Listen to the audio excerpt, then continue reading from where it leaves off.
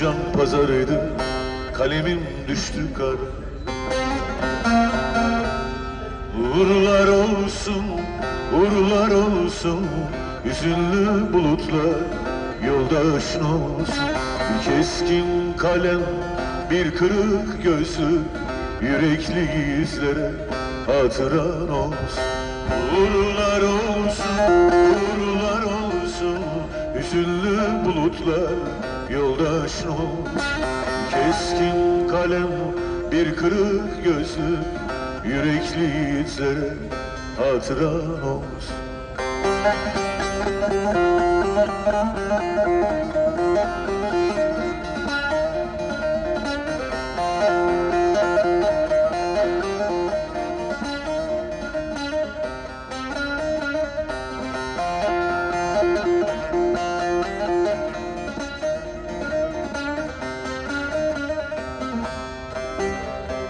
Çevirdim anahtarı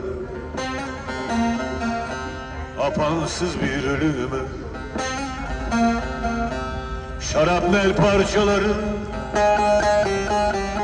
saplandı ciğerime. Ucuz can pazarıydı, kan doldu gözlerime, kan doldu gözlerime. İsimsiz korkuları katmadım yüreğime. Bembeyaz doğruları yaşadım ölümüne.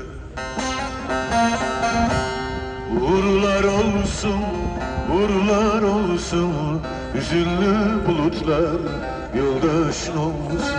Keskin kalem,